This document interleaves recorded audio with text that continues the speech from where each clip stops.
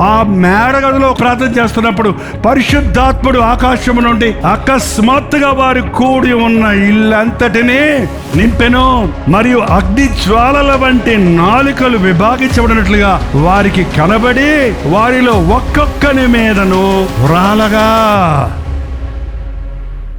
పెంతుకోస్తున్నది అదొక సాదృశ్యంగా జరిగింది. ఈరోజు పరిశుద్ధాత్మతో నెరవేరింది, క్రీస్తు ద్వారా నెరవేరింది.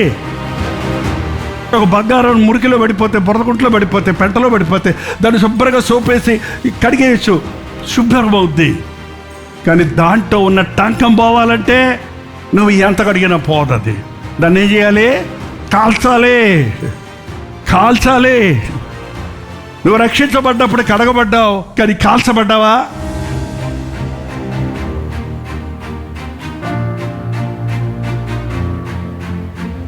పరిశుద్ధాత్మ అభిషేకం పొందిన వాడి గుండె పగిలిపోద్ది, రాతి గుండె మెత్తనవుతుంది. మూర్ఖత నుంచి విడిపించబడతాం. దేవుని వాక్యము మన హృదయంలోనే రాయబడి ఉంటుంది కాబట్టి దాన్ని అనుసరించి నడుచుకుంటాం. వాక్యంతో నింపుకోని హృదయాన్ని.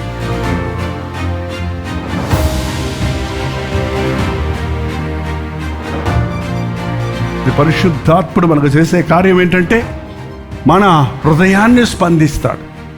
ఆత్మతో అభిషేకించబడటం అంటే వారు అక్కడ అన్ని భాషలు మాట్లాడారు కాబట్టి మనం కూడా ఏదో భాషలు మాట్లాడాలనో, ఎగిరెగిరి గంతులు వేయాలనో, ఎక్కువ ఆర్భాటం చేయాలని అనుకుంటున్నామే. కానీ అసలైనటువంటిది ఏంటంటే God is going to stamp his word in your heart. పరిశుద్ధాత్ముడు పనిచేసినప్పుడు శరీరం ఎగరటం కాదు, ఎముకలు అదరాలి, గుండె అదరాలి. ఎంత గొప్ప ప్రభువు మన ప్రభువు అయి ఉండగా ఆయన స్వరం వినాలనే ఆశ నీకు లేదా? ఆయన చిత్తం చేయాలనే ఆశ నీకు లేదా? ఆయన కొరకు బ్రతకాలనే ఆశ నీకు లేదా? ఇంకా అరణ్య జీవితంలోనే ఉన్నావా? లేక కానాను చేరావా? ఇంకా అద్భుతాలు ఆశ్చర్యాలు చూసుకుంటూనే కూర్చుంటున్నావా?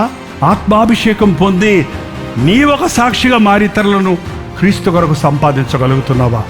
పరిశీలించుకుందాం.